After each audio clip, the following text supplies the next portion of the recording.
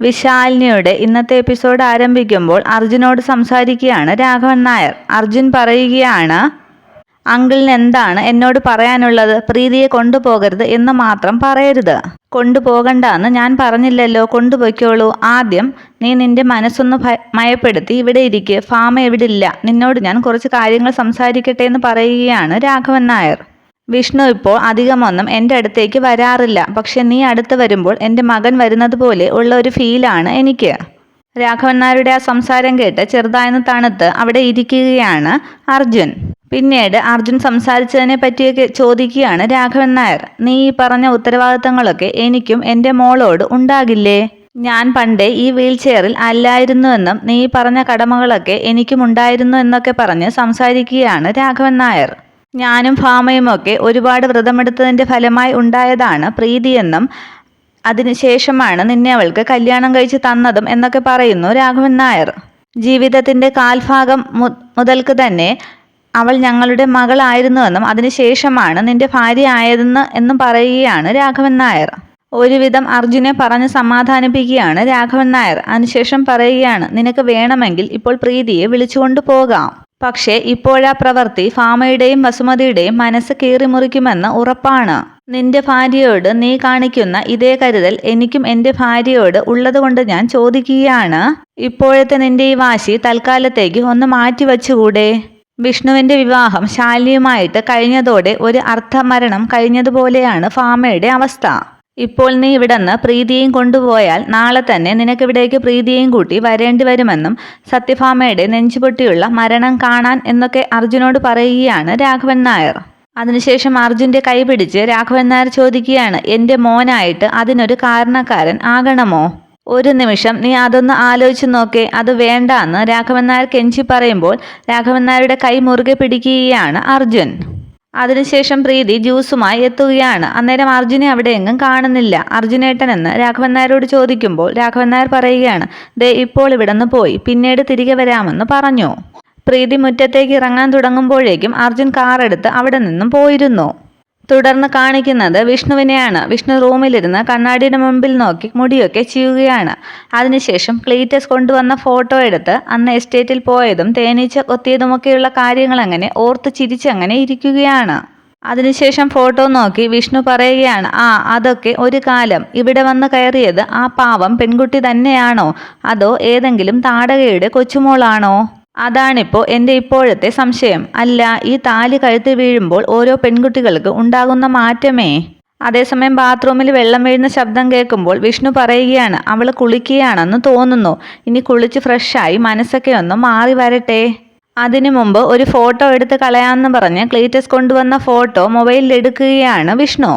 അതിനുശേഷം ഫോട്ടോ നോക്കി വീണ്ടും പറയുകയാണ്, ഇത് താജ്മഹൽ പോലെ ഒരു സ്മാരകമായിട്ട് എൻ്റെ മനസ്സിൽ എപ്പോഴും ഇരിക്കട്ടെ. വിഷ്ണുവിൻ്റെയും ശാലിനിയുടെയും പ്രണയ സ്മാരകം. ഇനി ഇതെന്തായാലും ഫ്രെയിം ചെയ്ത് വയ്ക്കുന്നില്ല. അത് കണ്ടാൽ സുന്ദരിക്കും മതമിളകും. പിന്നെ അത് തല്ലിപ്പൊട്ടിക്കാനായിട്ട് തോന്നും. വെറുതെ എൻ്റെ കൈക്ക് എന്തിനാ പണി ഉണ്ടാക്കുന്നത്? ഇനി ഇതെപ്പോഴും കണ്ടുകൊണ്ടിരിക്കാൻ എന്താ വഴിയെന്ന് ആലോചിച്ചിട്ട് വിഷ്ണു പറയുകയാണ്, സെൽഫി എടുക്കാം.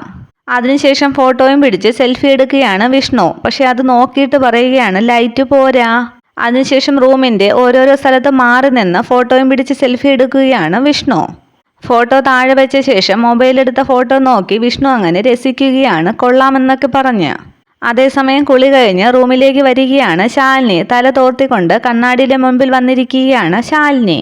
തല തോർത്തിയ ശേഷം കണ്ണാടിയിലേക്ക് നോക്കുന്ന ശാലിനി പെട്ടെന്ന് വിഷ്ണു മൊബൈലും പിടിച്ച് പുറകിലിരിക്കുന്നതായിട്ടാണ് കാണുന്നത്. അന്നേരം ശാലിനി വിചാരിക്കുന്നത് തൻ്റെ ഫോട്ടോ എടുക്കുന്നു എന്നാണ്. അതുകണ്ട് ദേഷ്യപ്പെട്ട് വിഷ്ണുവിൻ്റെ അടുത്തേക്ക് ചെന്ന് ശാലിനി ചോദിക്കുകയാണ്, ഇയാൾ എന്തായി കാണിക്കുന്നത്? അന്നേരം വിഷ്ണു ചോദിക്കുകയാണ്, ഞാൻ എന്തു കാണിച്ചെന്നാണ്? വീണ്ടും ശാലിനി ചോദിക്കുകയാണ്, അല്ല ഇയാളിവിടെ എന്തോന്നാണ് ചെയ്തുകൊണ്ടിരിക്കുന്നതെന്ന്?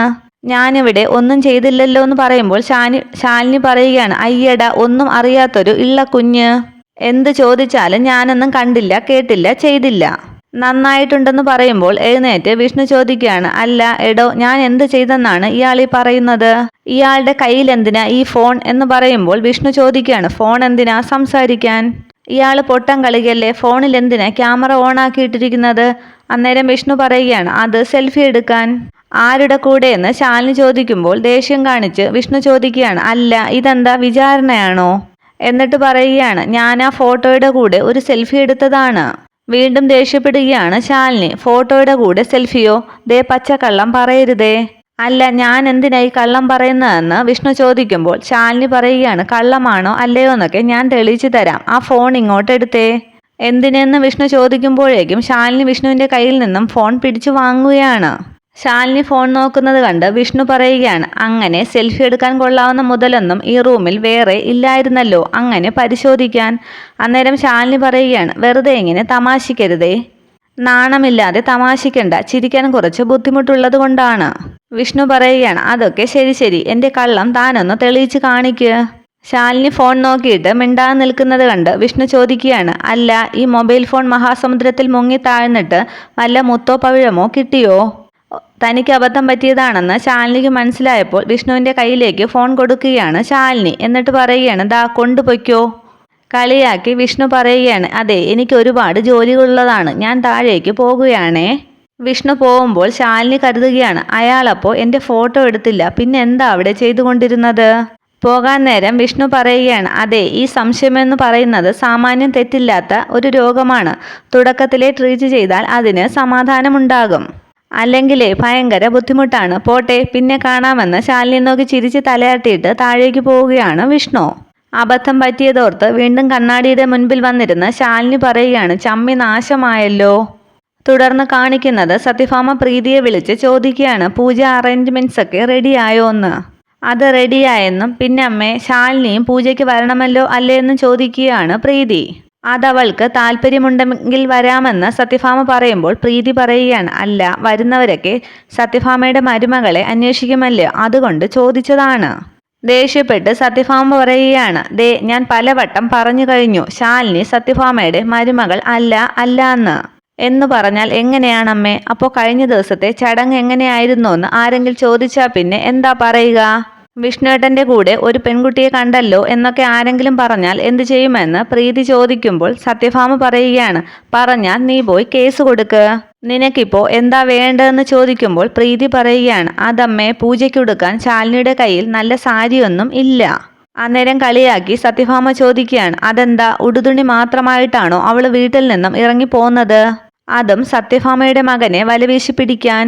പ്രീതി പറയുകയാണ്, അതല്ല ശാലിനി കുറച്ച് ഡ്രസ്സൊക്കെ കൊണ്ടുവന്നിട്ടുണ്ട്, പക്ഷെ അതൊന്നും നമ്മുടെ കയ്യിലുള്ളതിൻ്റെ അത്ര പകിട്ടില്ല. പൂജയ്ക്കൊപ്പം വിഷ്ണുവേട്ടൻ്റെ കൂടെ ഇരിക്കേണ്ടതല്ലേ, അപ്പോൾ കുറച്ചുകൂടി നല്ലൊരു സാരി കിട്ടിയാൽ. അത്രയും പറയുമ്പോൾ സത്യഭാമ ചോദിക്കുകയാണ്, അവൾ പറഞ്ഞു വിട്ടതാണോ നിന്നെ സാരി വാങ്ങിക്കൊണ്ടുവരാൻ? ഏയ് അല്ലല്ല, എനിക്ക് തന്നെ സ്വയം തോന്നിയിട്ട് വന്നതാണെന്ന് പറയുകയാണ് പ്രീതി. സത്യഭാമയുടെ മരുമകൾ മറ്റുള്ളവരുടെ മുൻപിൽ മോശക്കാരിയാവാൻ പാടില്ല, എനിക്ക് അത്രേ ഉള്ളൂ എന്ന് പറയുകയാണ് പ്രീതി. മതി മതി, കള്ളം പറഞ്ഞ് കുടുംബത്തിൽ കയറിയവൾ എങ്ങനെയാടി എൻ്റെ മരുമകളാകുന്നത്? ശാലിനി എന്ത് കള്ളം പറഞ്ഞു എന്നാണ് അമ്മ പറയുന്നതെന്ന് പ്രീതി ചോദിക്കുമ്പോൾ സത്യഭാമ പറയുകയാണ്, പറയാം. നീ ഓർക്കുന്നുണ്ടോ ശാരദാമ്മയുടെ മൂത്ത മകൾ ശാരികയുടെ കല്യാണം മുടക്കിയ ഒരു റബ്ബർ എസ്റ്റേറ്റ് മാനേജരെ കുറിച്ച്? ശാലിനിയോടുള്ള പ്രണയം മൂത്ത് അവൻ അന്ന് അങ്ങനെ ചെയ്തു എന്നാണ് ശാരദാമ്മ പറഞ്ഞത്. ഈ വീട്ടിലെ പ്രധാന ജോലിക്കാരനാണെന്ന് പറഞ്ഞുകൊണ്ട് അവനെ കണ്ടുപിടിക്കാൻ വിഷ്ണുവിനെ തന്നെ ആ ചുമതല ഞാൻ ഏൽപ്പിക്കുകയും ചെയ്തു. അന്നേരം ഇവിടെ വന്ന അവൻ്റെ കൂട്ടുകാരനായ ദാസൻ എസ്റ്റേറ്റ് മാനേജരായ ഒരു വിശ്വംഭരൻ്റെ കഥ പറയുമ്പോൾ മിണ്ടാതങ്ങനെ വായടച്ചു നിൽക്കുകയായിരുന്നു ഈ വിഷ്ണു. മാത്രവുമല്ല നമ്മൾ ആ എസ്റ്റേറ്റ് മാനേജരെ ഇവിടെ തിരയുമ്പോൾ വിഷ്ണുവും ശാലിനിയും കൂടി നാഗർകോവിൽ യാത്ര പോയി അങ്ങനെ ആടിയും പാടിയും അങ്ങനെ പ്രണയിക്കുകയായിരുന്നു. പിന്നീടാണ് നമ്മൾ മനസ്സിലാക്കിയത് ആ റബ്ബർ എസ്റ്റേറ്റ് മാനേജർ വിശ്വംഭരൻ എൻ്റെ മകൻ വിഷ്ണു ആയിരുന്നു എന്ന്. ചുരുക്കി പറഞ്ഞാൽ നീയും ഞാനുമൊക്കെ വിഡ്ഢികളാക്കി ആ ശാരദയും മക്കളും കൂടി എന്ന് പറയുന്നു സത്യഭാമ. എൻ്റെ മകനെ കയ്യിലെടുത്ത് എനിക്ക് നേരെ കരുനീക്കം നടത്തിയവൾ എന്തുമാത്രം സമർത്ഥയാണെന്ന് നീ ഒന്ന് ആലോചിച്ചു നോക്കിക്കേ. അവരൊന്നിച്ചു നിൽക്കുന്ന ഫോട്ടോ തന്നെയാണ് അതിന് ഏറ്റവും വലിയ തെളിവും. അവൾ എന്താന്ന് പറഞ്ഞത് കല്യാണത്തിന് മുമ്പ് അവൾക്ക് അവനോട് പ്രേമമൊന്നും ഇല്ലായിരുന്നു എന്ന്. വിഷ്ണു സത്യഭാമയുടെ മകനാണെന്ന് അവൾക്കറിയില്ലായിരുന്നുവെന്ന്. മൊത്തം കള്ളക്കൂട്ടങ്ങളാണ്. അതാണ് ഞാൻ പറഞ്ഞത്. നുണ പറഞ്ഞ് ഈ കുടുംബത്തിലേക്ക് കയറി വന്നവളെ സത്യഭാമ ഒരിക്കലും മരുമകളായി അംഗീകരിക്കില്ലെന്ന്. എന്തായാലും സാരി ഞാൻ തരാം. മുന്നിൽ ഇരക്കാൻ വരുന്നത് പിച്ചക്കാരനായാലും വെറും കൈയോടെ മടക്കാറില്ല ഈ സത്യഭാമ. അത്രയും പറഞ്ഞ് അൽമാരിയിൽ നിന്നും ഒരു സാരി എടുത്ത് പ്രീതിക്ക് കൊടുക്കുകയാണ് സത്യഭാമ. ഇതൊക്കെ ശ്രദ്ധിക്കുകയാണ് അന്നേരം വാതിൽക്കലേക്ക് വന്ന സുസ്മിത. ഇനി എന്താ പൊയ്ക്കൂടെ നിനക്കെന്ന് പ്രീതിയോട് ചോദിക്കുമ്പോൾ പ്രീതി പറയുകയാണ്, അല്ല ഇനി ശാലിനിക്ക് അണിയാൻ കുറച്ച് ആഭരണങ്ങൾ കൂടി കിട്ടിയിരുന്നെങ്കിൽ. സത്യഭാമ ഒന്ന് നോക്കുമ്പോൾ പ്രീതി വീണ്ടും പറയുകയാണ്, മറ്റുള്ളവർ നോക്കുമ്പോൾ ഒരു എടുപ്പൊക്കെ വേണ്ടേ അമ്മേ? നാശം, ഇത് ഒന്നോടെ വിഴുങ്ങാനാണല്ലോ കെട്ടിയെടുത്തിരിക്കുന്നത് എന്നും പറഞ്ഞ് അൽമാരിയിൽ നിന്നും സ്വർണങ്ങളൊക്കെ എടുക്കുകയാണ് സത്യഭാമ.